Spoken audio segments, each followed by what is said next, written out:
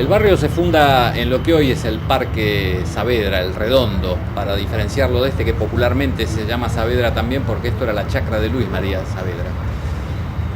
En ese parque, en la cual había un arroyo que es el célebre arroyo Medrano, célebre por lo malo, ya que periódicamente sus inundaciones solían arrasar con la geografía del barrio, y en la actualidad cada tanto suelen inundarlo. Se aprovechó ese arroyo, se formó un lago y nació esto como el Paseo del Lago. En ese sentido es importante decir que es el primer parque público que tiene la ciudad, aunque era de carácter privado, porque es anterior a Palermo. Hay avisos del año 1873, avisos de loteo, de remates, en que invitan a la gente a comprar en Saavedra, que es la que posee el único parque público de la ciudad de Buenos Aires. Ir a este Paseo del Lago, que con los años recibe el nombre de Parque Brigadier Cornelio de Saavedra, ya que el barrio está dedicado a recordar el nombre del primer presidente de la Argentina, si no independiente, por lo menos el primer presidente patrio. Es un tema bastante complicado, el de nuestra independencia, para un público que no está habituado a escucharlo, ¿no? Fundado el 27 de abril de 1873, es uno de los barrios más grandes de la ciudad. Limita con los barrios Coglan, Núñez y Villa Urquiza, así como también la zona norte de la provincia de Buenos Aires. Sus límites son la Avenida General Paz, Avenida Cabildo, Crisólogo Larralde, Sapiola, Núñez, Galván y Avenida Ricardo Balbín. Es un barrio de grandes extensiones y de baja densidad demográfica comparado con barrios más céntricos. Está enclavado en una zona alta con unas bonitas lomas o barrancas entre la Avenida General Paz y el Parque Saavedra. Posee numerosas calles internas rodeadas de arboledas que le dan un tranquilo aire provinciano. Saavedra, Núñez, fundamentalmente son barrios que todavía conservan la horizontalidad. No hay edificios, o hay muy pocos, y sobre las avenidas. Sigue siendo un gran pulmón verde todavía, en el cual junto con aquel Parque Saavedra se encuentra que nace de los jardines de una chacra, que conserva una gran extensión y un gran porcentaje de superficie verde, y al cual se trajo allá por 1942 el Museo Municipal de Buenos Aires, el Museo Histórico de la Ciudad de Buenos Aires. Se instala en lo que era la casa de Luis María Saavedra y conserva aún, a pesar de la General Paz, esas características rurales. Digo a pesar de la General Paz porque el ruido del tránsito lo quitan esa imagen bucólica que podría tener si la avenida no existiera, pero bueno, el progreso trae esas consecuencias.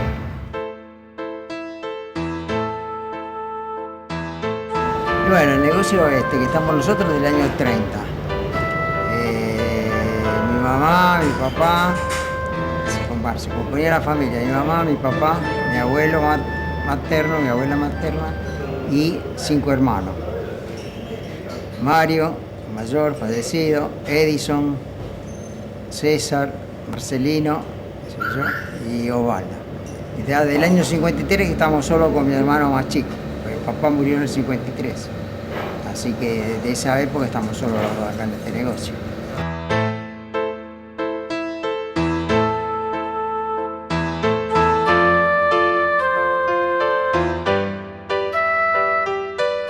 Inaugurado el 25 de mayo de 1905, Platense comenzó a jugar en 1910 la Copa Bullrich y al mismo tiempo el campeonato de ascenso de Segunda División, haciendo su primer partido en Primera en 1913 contra el Club San Isidro. En 1917 se alquila el terreno de Manuela Pedraza y Kramer, inaugurándose la cancha el 9 de julio. En 1922 se inaugura la tribuna oficial a 2 aguas. En 1965 el estadio se remodela aumentando la capacidad de las plateas de 3.800 a 7.000 espectadores. Y ahí en Saavedra, me decía cómo se iniciaban todos los chicos, no hay nada que hacer jugando los potreros, y así fue. Y después empezás a jugar con la ilusión, porque en aquel tiempo, claro, había mucho menos que ahora, era fútbol, más que nada. Y como siempre, jugando en los potreros, jugando en el parque, en el equipito del barrio, y así fue. Un día me fui a probar en Platense y bueno, y después quedé y ahí hice la carrera y empecé a jugar ahí. Como la historia de todos los futbolistas en el mundo, por eso esto es una cosa mundial, digamos. La primera Platense estaba en la B, jugué en el 50, Platense fue al descenso en el 55-56, jugué del 56. Era mitad del 56-57. Llegué y jugué en el 59. Hasta el 59 jugué. Y después me fui. Y después empecé a dar vueltas por el mundo. Aterricé acá en el norte también. Después de un par de años había estado en Europa. Y después conocí mi actual esposa, hace ya de más de 40 años. Y no sé, aquí tuve mis hijos, me radiqué acá en el norte, en Canadá, lindo país. Creo que es un país hermoso, tranquilo. Mismo que hace un poquito de frío solamente en invierno. Pero estoy contento, la verdad que la pasé bastante bien. Jugué en Estados Unidos. Viví en California, también en New York, jugué también en esa época. El primer año de la North American League jugué para Los Ángeles. Y bueno, eso más o menos fue todo lo que hice, hasta que después que dejé y en la actualidad no hago nada, ya me retiré. Pasó muy rápido todo. El 26 de septiembre de 1971, Platense le gana a Newell's 2-0 con goles de Roberto Cabral y Scarpecho. Fue el último partido en Manuela Pedraza y Kramer, una esquina llena de recuerdos. En 1974 se comienzan las obras con el dinero de la venta de la sede de Núñez. El nuevo estadio fue inaugurado el 22 de julio de 1979 y está situado en la calle Sufriategui 2021 en la ciudad de Vicente López. En la actualidad, el Club Calamar cuenta con diversas actividades sociales, culturales y deportivas. Bueno, la propiedad, papá la compró después de estar acá. Papá vino en el año 30 acá, que papá trabajaba en Cabildo y Juramento, en la Confitería Pellegrini. Bueno, se fue de ahí y entonces vino acá y alquiló. Que estaba cerrado, era una pulpería. Estaba cerrado, entonces papá le gustó y bueno, alquiló. Y después de los años la compró. Y trabajamos todos, los 5 hermanos, mi papá, mi abuela, mi abuelo, todos. Y como se acostumbraba antes, laburaban todos. Hacían pozo general. Te daban algún manguito cuando tenía que salir y chao. Ahora no, cambió todo.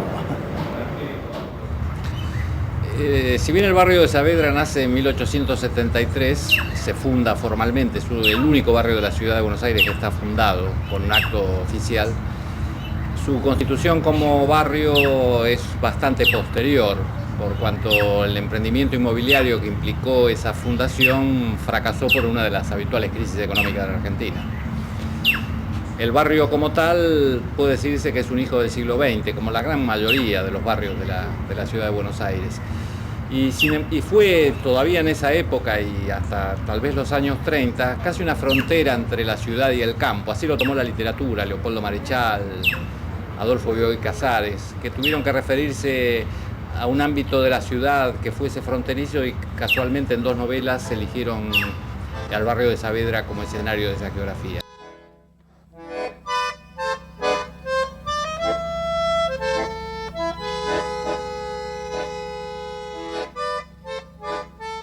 Saavedra era hermoso, tenía todo alrededor había un lago, todo lo que es el Parque Saavedra ahora, todo un lago había. Y había 2 puentes levantadizos, estaba uno por Melián y otro por García Río. Y Superino, no me acuerdo, Conde me parece que es. Bueno, y había 2 puentes levantadizos, que ahí cuando a la noche lo levantaban para que no entraran, ¿no? Si no tenían que tirarse al agua. Entonces lo levantaban y que después el otro día de la mañana lo bajaban para que vaya la gente, porque siempre había gente, es un parque público.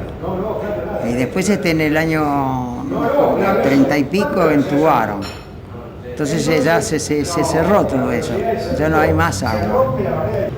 ¿Sabes? Después cuando había fiestas de 25 de mayo, 9 de julio, venían los granaderos a caballo y hacían fiestas, todo el mundo iba porque no había otra cosa, no había televisión, no había nada. Y después está muy lindo porque, ahora claro, lástima que se perdió mucho la ornamentación del parque, porque la entrada esa que tenía tan linda no está más. Después en el medio del parque había una pileta que era como de natación, no era una pileta de natación, pero era grande. Y había una fuente en el medio y salía agua. Y nosotros, yo era chico y hacían en verano, hacían vacaciones, hacíamos ahí, todo pago, ¿no?, de la municipalidad. Entonces mi papá y nos mandaba ahí y pasábamos la tarde, nos bañábamos ahí. Ya desapareció todo eso, cosa hermosa, redonda era, grande, tenía como más de 1 metro y pico de paredón, y en medio había una fuente hermosa que salía agua, muy linda. Las cosas desaparecieron todas, no queda nada. Jorge Luis Borges, que era un asiduo visitante a esta zona, también nos cuenta esa perspectiva de un barrio que, si queremos hablar de la historia del tango, tiene que tener una presencia sin duda insoslayable, a partir de la presencia de tal vez 2 de los cantores más importantes de la historia del tango luego de Carlos Gardel, Edmundo Rivero y Roberto Goyeneche. Roberto Goyeneche nació el 29 de enero de 1926 en el barrio porteño de Saavedra. De muy joven le decían el polaco por ser flaco, tener el pelo largo y rubio, similar al de los jóvenes de origen polaco de la época. Fue un cantor de tangos extraordinario, cuya expresividad lo convirtió en un vocalista respetado y reconocido por el particular modo de colocar la voz. De adolescente comenzó a frecuentar cafés y cabarets donde se presentaban los grandes cantantes de tango de la generación del 40. Roberto Goyeneche, en vez él vivía, como te repito, me acuerdo de una de las casas, si habrá vivido en otras casas, pero me acuerdo la de Avenida del Tejar, él era de ahí, que era a la vuelta del Club del Tábano, porque él paraba en el Tábano. Un partido, me acuerdo, Platense y Banfield, fue la segunda fecha, le ganamos 4-2, Julio jugaba Cosi, jugaba para Banfield ese partido. Tuve la gran suerte de mi vida, creo, de haberle hecho 4 goles en ese partido. Como repito, ganamos 4-2. Y esa noche me habían invitado a la radio. Si te digo en este momento no me acuerdo cuál era, pero sé que actuaba Alfredo De Angelis también, era Radio El Mundo, pienso, no sé. Y estaba naturalmente Roberto Goyeneche. Entonces cuando entré, salió corriendo y me acuerdo que llamaba como loco, Colorado, Colorado. Y yo no sabía a qué se refería, quién era el Colorado. Y el Colorado al final apareció y era Alfredo De Angelis, que él era un hincha de Banfield. Entonces me acuerdo que le dijo, Colorado, vení, mirá el que le hizo los 4 goles a usted, digo, Colorado, vení. Eso fue lo que pasó. Por eso sentía Colorado, yo no sabía quién era, que a De Angelis le decían el Colorado. El polaco inició su carrera como cantor con la orquesta de Raúl Kaplun en 1944. A los 18 años, y pocos años más tarde, en 1956, se convirtió en el cantor de la orquesta de Aníbal Troilo. El repertorio de Goyeneche fue muy extenso y variado. Los tangos bien antiguos y los más modernos desfilan desprejuiciados en su trayectoria discográfica. El 29 de agosto del año 2004, el gobierno de la ciudad de Buenos Aires inauguró el Paseo Roberto Goyeneche, el cual incluye la escenografía del bar La Sirena, del que era habitué, y una escultura a escala humana del polaco, uno de los asiduos visitantes del lugar. Allí se lo ve acodado en la barra a punto de tomar su infaltable esperidina.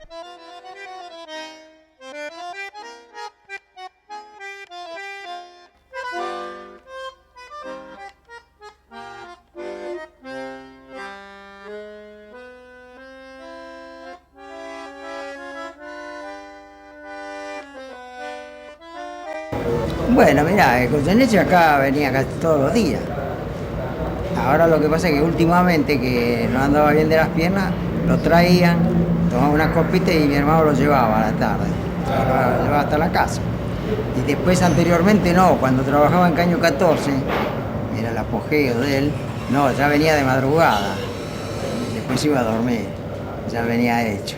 En 1930 se funda en Saavedra el Club del Tábano, ubicado en la calle Melián, casi esquina Iberá, donde los sábados por la noche sonaban las orquestas típicas más importantes del momento. Roberto Goyeneche, que vivía sobre la calle Melián, inició su carrera artística en el Club El Tábano con la Orquesta Celestino, compuesta por músicos de la zona. Bueno, él sí, siempre fue socio y aparte iba siempre, estaba cerquita.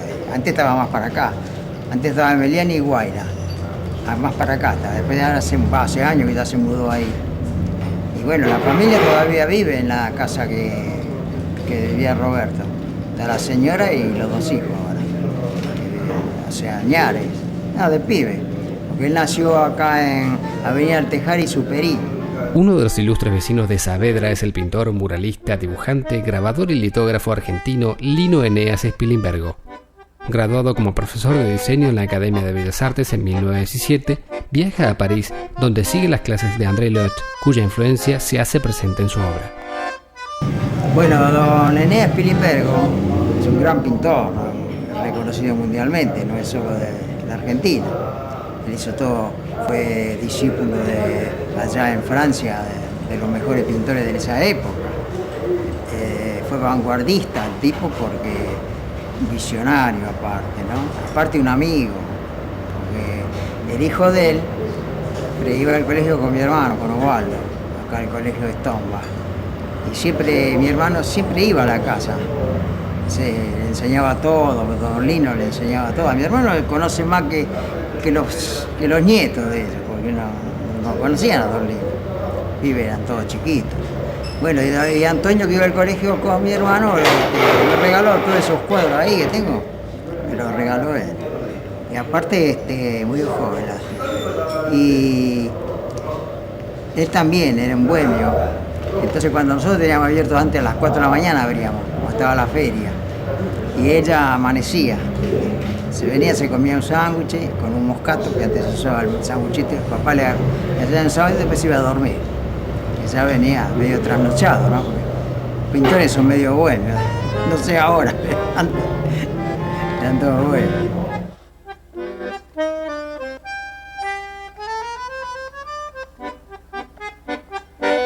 En el año 30, cuando vinimos nosotros, yo era chico, ¿no? Pero después duró hasta el año 50. Lo que era, que está aquel cuadro que pintó mi hermano, aquel que está allá, así era el negocio, así era. Mayormente todas las casas grandes así siempre tenían una ornamentación en el frente. Y acá cuando vinimos nosotros había una sirena, por eso se llama La Sirena. El negocio se llama La Sirena. Por esa sirena que teníamos arriba del techo, una sirena grande, que era esa. ¿Quién la hace ahora? Todo trabajo manual y de cemento armado, era grandota. Después con el tiempo, cuando vimos nosotros, a los pocos, 4 o 5 años, se vino abajo. Se cayó, se estropeó. Menos mal que vino para acá, si viene para afuera, mata a alguno. Terrible. Y por eso se llama La Sirena. Sí, sí. El negocio era, ¿cómo le puedo decir? Al principio era una pulpería. Porque cuando vino papá estaba cerrado, era una pulpería. Y después cuando vino papá lo puso como era antes. Era casa de comida, no era que se llamaba fonda. Era una fonda que aparte vendía todo comestible, nosotros vendíamos zapatillas, se vendía todo, querosén, yerba. Había unos de ramos generales, sí, había unos pilones. No sé si vos lo habrás visto, no, vos eras chica. Venían de 2 kilos de cruz malta, de yerba, que tenía arriba y abajo un redondel de madera, y todo forrado con género. Y eso se usaba mucho, porque mate se tomó siempre y los tipos compraban eso para las casas, ¿no? Vino, arrolete. Era lo que más se vendía. Ah, malevo había, sí, había. Pero ya nosotros lo conocíamos, ¿no? Acá no hacía ningún problema. El malevo hacía lío en el otro lado, pero acá... Les cuento una anécdota, ahora que me estoy acordando. Una vez le robaron a mi papá. Entraron adentro, le robaron. ¿Qué le robaron? Cigarrillos, unos pocos pesos, porque mi papá dejaba poca plata en el cajón. Entonces al día siguiente vienen unos conocidos del negocio que eran malevos. Entonces los tipos, mis papás les dicen, che, pero mirá, me robaron, bla, bla, bla. Te aflige.